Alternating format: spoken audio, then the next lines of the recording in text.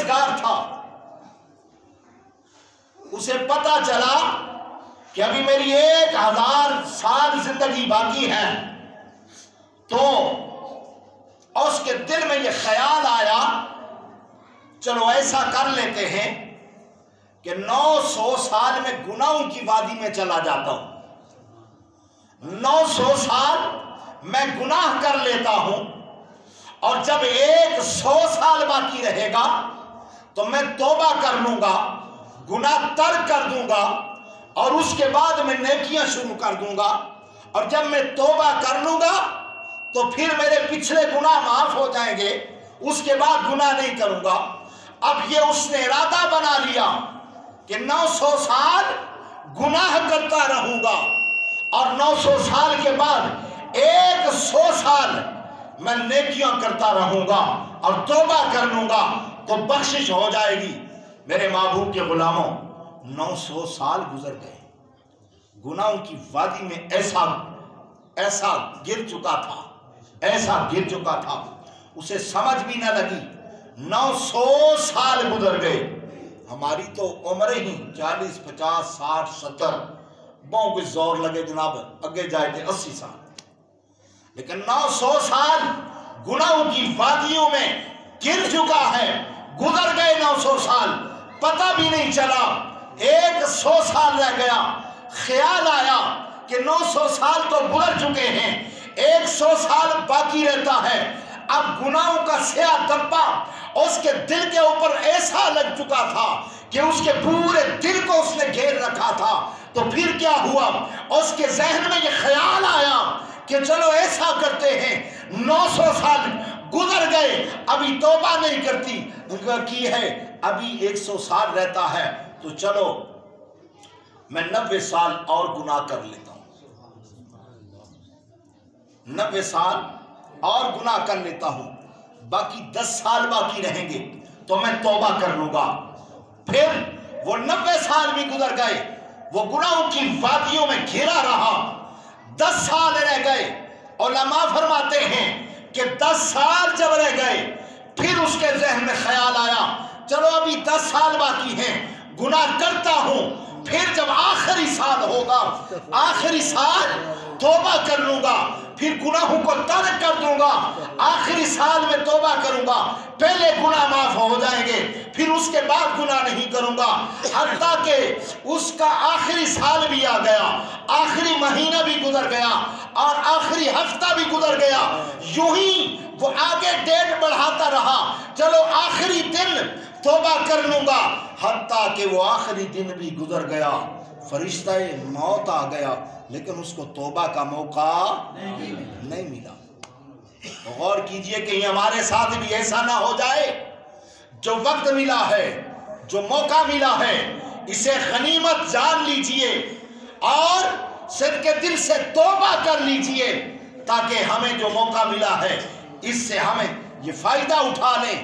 نہ جانے ہمیں اس کے بعد موقع ملے یا نہ ملے، نہ جانے ہم اس کے بعد توبہ کر سکیں یا نہ توبہ کر سکیں۔ میرے محبوب کے غلاموں، سیدنا فاروق اعظم رضی اللہ تعالی عنہ، آپ نے بس آخری بات اجازت چاہوں گا، جو احباب آ رہے ہیں وہ بھی ذرا جلدی سے آئیں، اور کوشش کیا کریں ذرا جلدی آئیں تاکہ کچھ باتیں مقصد کی آپ بھی سن لیا کریں، ہم بھی آپ کو سنائیں، اور اللہ ہمیں غور و فکر کی بھی توفیق عطا فرمائے۔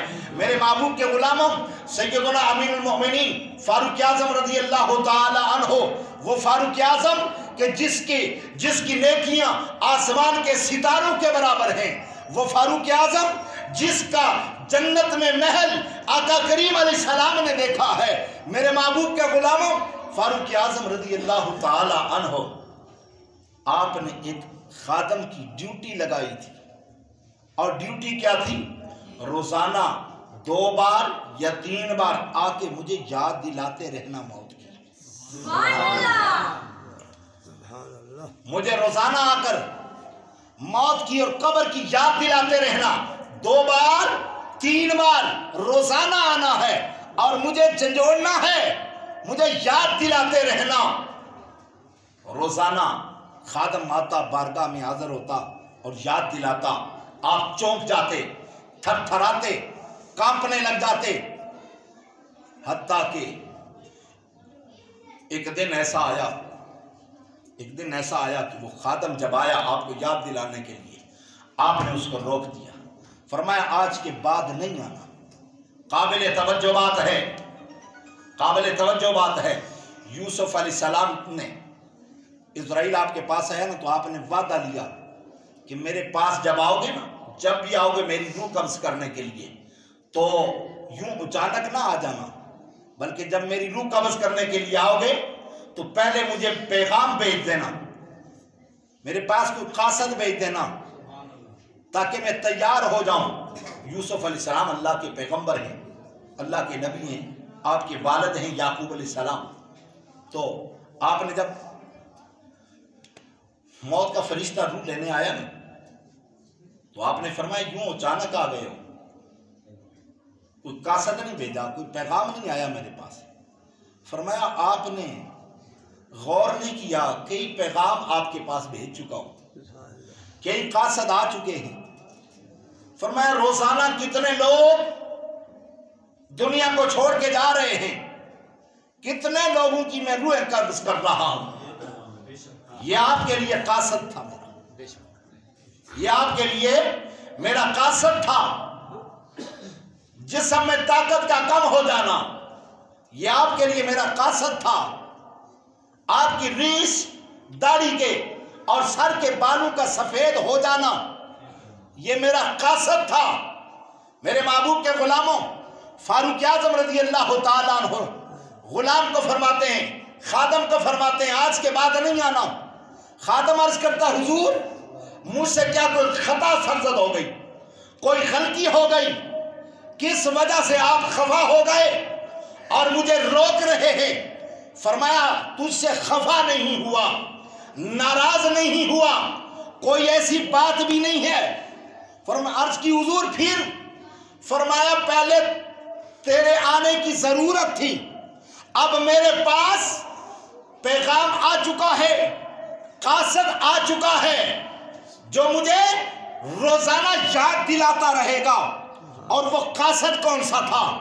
फारूक आज़म की दाढ़ी मुबारक का एक बाल सफेद हुआ, खादम को रोक दिया।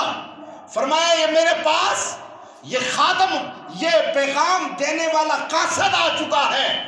अब मैं रोजाना जब इस एक सफेद बाल को देखूंगा तो मुझे याद आ जाएगी और मुझे फिक्र होगी। और चूक जाते हैं मेरे महबूब के गुलामों, हमारे पास कितने कासद आ चुके हैं, हमने कभी गौर ही नहीं किया। कितने कासद आ चुके हैं, कमजोरी हो गई, हमें परवाह ही नहीं। कितने लोग रोजाना जनाजे पढ़ते हैं, कितने घर उजड़ते देखते हैं, कितने लोगों को कब्रों तक पहुंचाते हैं, मनु मट्टी के नीचे छोड़ के वापस आते हैं। ये मौत का पैगाम है, हमें मौत की याद नहीं आती। हमारे दाढ़ी के सारे बाल सफेद हो गए, हमारे सर के सारे बाल सफेद हो गए, हमें पता भी नहीं चला और हमें कोई फिक्र नहीं। मेरे महबूब के गुलामों, अपनी कब्र